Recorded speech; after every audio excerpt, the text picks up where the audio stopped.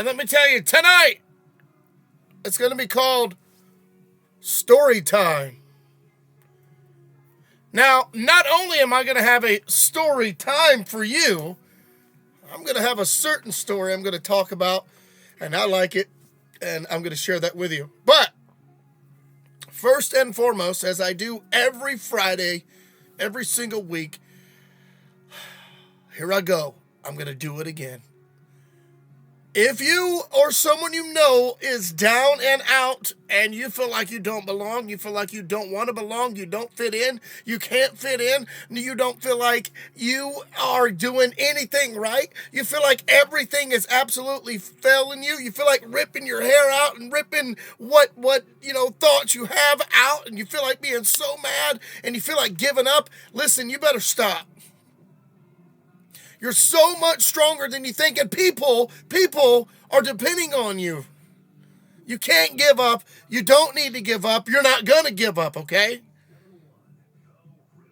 Tonight, I'm going to read a story from a hardback book, but I'm still wanting to say first, what's important is you, us. Not what society thinks, not what we call, good, or we call bad. It's what you feel inside, and only you know what that is. I get so sick and tired of seeing people judge people. And when the judging happens, it's always, it's never good, but it's always something so stupid or something so petty. Yeah. We can't even get along. We can't even walk down the street. You can't even go, through a grocery store or convenience store or anywhere, and you can see negativity. You can. You might not see it as much where you're at or where you're going or where you may stay at or wherever the case have you, but it's there. And I don't care who you are, what you're doing, black, white, candy stripe, I don't care. Hate doesn't discriminate. It really doesn't. Just like life is going to get you. Life is going to find you, right? Eventually, right? Life is going to get you. What I mean by all this is stop judging, look around and see that we have the same things going on. We are just different people in different states and different places doing the same thing. We're trying to survive. Stop making fun of people. Because when people get down and out like I'm talking about, and you feel like you don't belong, and you feel like all these things are you, and I say stop it, sure, it's easy, right? Easy for me to say, stop it. I've been there. I'm going there. I share my stories. I share it because how can you talk about something that you can't relate to? How can you talk about something that you've never experienced? How do you talk about something you don't know? There really are people who like to bullshit their way through life, and I'm telling you that here on this channel, here, right now, tonight, whatever, everything I'm bringing with my passion project, I'm not going to do that. I still have this project that I'm working on, and I've been working on it. Those who have been with me for the past 254 weeks, thank you. Those who are those who are new followers, please, come on, build it up. I'm not getting paid. It's for the love. It's for the love that we see all these stuff in the world, and this negative. Maybe they can just tune in to this guy trying me. And I share my experiences of what I've gained and what I've done and what made me who I am and continue to make me what I'm going to be. People make me so mad. Stop making fun of people. Stop judging people and realize, I bet you got a long list of negatives yourself. Quit thinking that you're better. You're not. We're all on one rock, hurling through the universe, right? That's what they tell us anyway. So stop. You are somebody. Don't believe the lies. Don't believe the crap. Don't believe the negativity. I promise. You got this and you're going to be strong. I want to move along real soon. Right now, matter of fact, and tell you about a book that I'm going to read tonight, and I want you to stick around. One of my favorite books when I was a kid. Listen to this. Are you guys familiar with this? Corduroy. Now, don't tell me that you don't know it. Now, down here at the bottom, it says 40th anniversary. Now, that was in 2008. This book is 1968. And I'm telling you right now, what is that, 57 years ago? So, if you will, sit back, turn your volume up, and let's read this book. Corduroy, story and pictures by Don Freeman. Narration by Blake Jones. Corduroy is a bear who once lived in the toy department of a big store. Day after day, he waited with all the other animals and dolls for somebody to come along and take him home. The store was always filled with shoppers buying all sorts of things, but no one ever seemed to want a small bear in green overalls.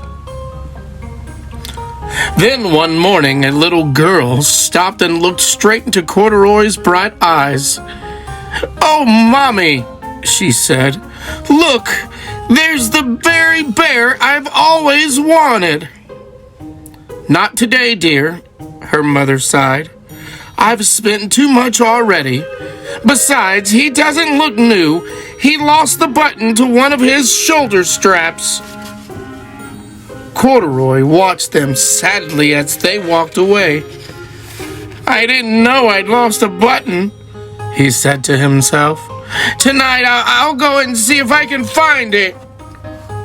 Late that evening, when all the shoppers had gone and the doors were shut and locked, Corduroy climbed carefully down from his shelf and began searching everywhere on the floor for his lost button.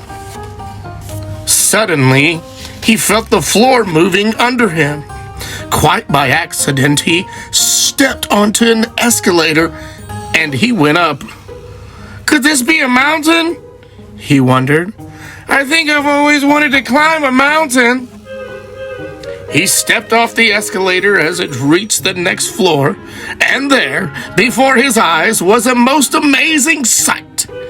Tables and chairs and lamps and sofas, and rows of beds. "This must be a palace," Corduroy gasped. "I guess I've always wanted to live in a palace." He wandered around, admiring the furniture. "This must be a bed," he said. I've always wanted to sleep in a bed." And up he crawled onto a large, thick mattress. All at once, he saw something small and round. "Why, here's my button," he cried. And he tried to pick it up, but like all the other buttons on the mattress, it was tied down tight. He yanked and pulled with both paws until, pop, off came the button, and off the mattress Corduroy toppled. Bang! Into a tall lamp. Over it fell with a crash. Corduroy didn't know it, but there was someone else awake in the store. The night watchman was going around, and he was on the floor above. When he heard the crash, he came dashing down the escalator. "Now who in the world did that?" he exclaimed. "Somebody must be hiding around here." He flashed his light under and over sofas and beds until he came to the biggest bed of all. And there he saw two fuzzy brown ears sticking up from under the cover. "Hello?" he said. "How did you get upstairs?" The watchman tucked Corduroy under his arms and carried him down the escalator and set him onto the shelf in the toy department with the other animals and dolls. Corduroy was just waking up when the first customers came into the store in the morning. And there, looking at him with a wide, warm smile, was the same little girl he'd seen only the day before. "I'm Lisa," she said, "and you're going to be my very own bear. Last night I counted what I've saved in my piggy bank, and my mother said I could bring you home with me." "Shall I put him in a box for you?" the sales lady asked. "Oh, no, thank you," Lisa answered, and she carried Corduroy home in her arms. She ran all the way up 4 flights of stairs into her family's apartment and straight to her own room. Corduroy blinked.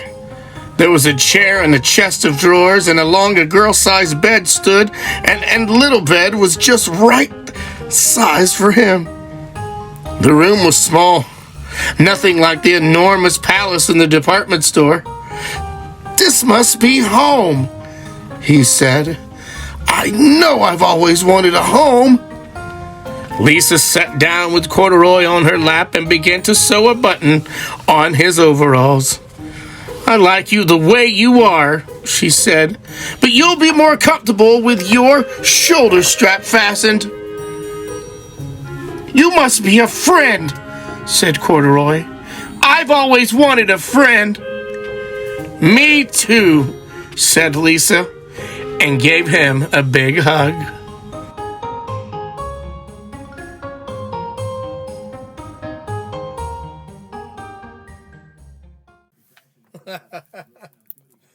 Something I just like about the book. I will always like it. I don't know. It tells that story, you know. What do you take from the book? What do you interpretate from that?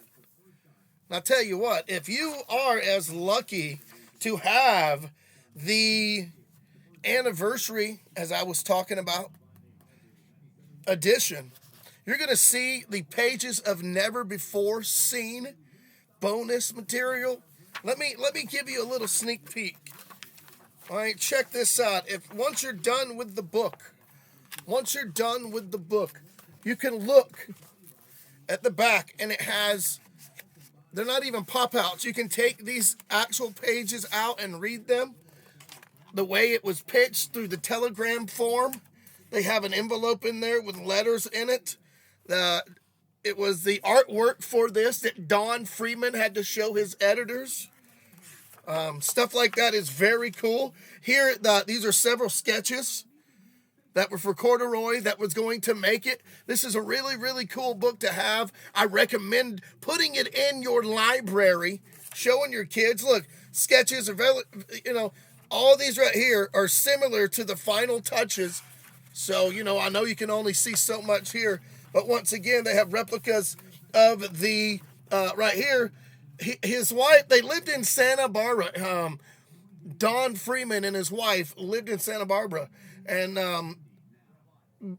but it tells all about everything where they moved and how they got letters and telegrams. I mean, this goes back, you got to think, Western Union, once again, the telegrams there, and The Artist and the Believer by the Santa Barbara News Press. Local artist Don Freeman passes away, and they even tell him that. But listen, he was 69 years old. He did so much for this book and for this. Guys, please check it out. And I know I'm pitching the book, but it is one of my favorites. I have no reason to pitch the book. I'm not getting paid. If you have never, ever heard of Corduroy, and I'm sure you have, check it out.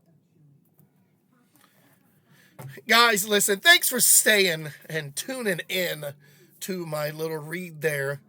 I hope to bring more books and more illustrations. It was a lot, if you will, to do. I know you see the 6 minutes of the book I read. It was a lot harder to throw together than one would think. I have new respect for people who try to read and keep up with the self. It wasn't that it was hard, but it was irritating. And that was only 32 pages. Wow. Wherever you are and whatever you are doing, you may be going through some bad weather. I don't think anybody has the perfect weather right now. Even Pensacola, Florida, where it hasn't snowed in years, got 8 inches. And when I say years, I'm talking years and years and years and years. Been a minute, been a long time.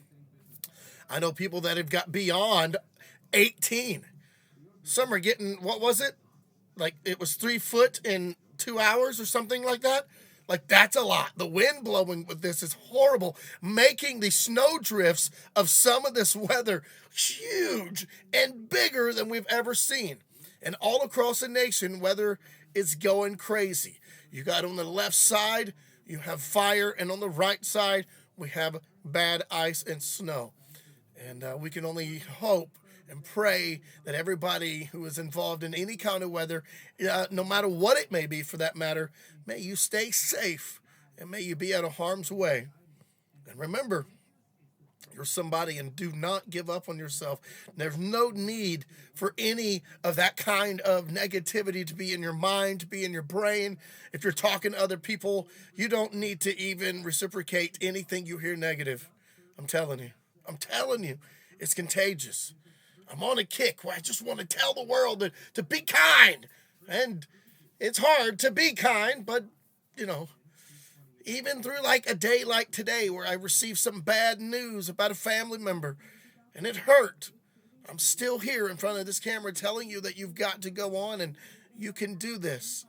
I'm telling you because I do love you. Now, what are those 3 words that I say that take us out week after week, take us out of here? 3 words. 3. Love, peace, chicken grease. Later, guys. Thanks for watching.